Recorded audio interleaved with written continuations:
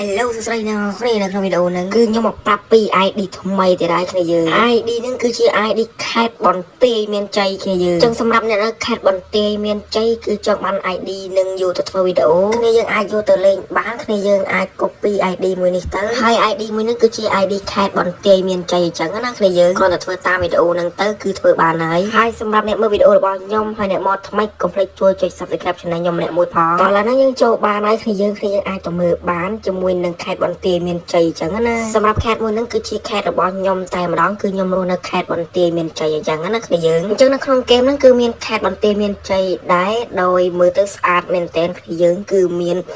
ឧបករណ៍ខ្មែរយើងដែរគ្នាយើងគឺមានកន្លែងសែនលោកតាលោកយាយសុំសេចក្តីសុខសេចក្តីចម្រើនអញ្ចឹងណាសម្រាប់គ្នាយើងខេត្តមួយហ្នឹងគឺគ្នាយើងរ៉េតអយមិនដែរគ្នាយើងគឺមើលទៅគឺមានផ្លែឈើជាមួយនឹងធូបអីចឹងណាគ្នាយើងហើយក៏មានដើមផ្កាគៀនដែរហើយមួយទៀតគឺមានក្អមដែរគ្នាយើងអ្នកក្អម3នេះណាគ្នាយើងអញ្ចឹងវីដេអូខ្ញុំមានតែប៉ុណ្្នឹងឯងគ្នាយើងមិនសិនជាចង់បាន ID អីបន្ថែមនេះកុំភ្លេច comment នៅក្រោមវីដេអូម្នាក់មួយដោយសារតែមួយរយៈហ្នឹងគឺខ្ញុំរវល់មែនតែអត់សូវចេញវីដេអូទេគ្នាយើងតែទោះជាយ៉ាងណាក៏ខ្ញុំឆ្លៀតពេលចេញវីដេអូគ្នាយើងដែរគ្នាយើងឲ្យតែគ្នាយើងពេញចិត្តហើយនឹងឆ្លាញ់វីដេអូរបស់ខ្ញុំអញ្ចឹងណាអញ្ចឹងអរគុណគ្នាយើងវីដេអូខ្ញុំមានតែប៉ុណ្្នឹងឯងជួបគ្នាវីដេអូក្រោយកុំភ្លេចជួយចុច Subscribe ឆានែលខ្ញុំម្នាក់មួយផង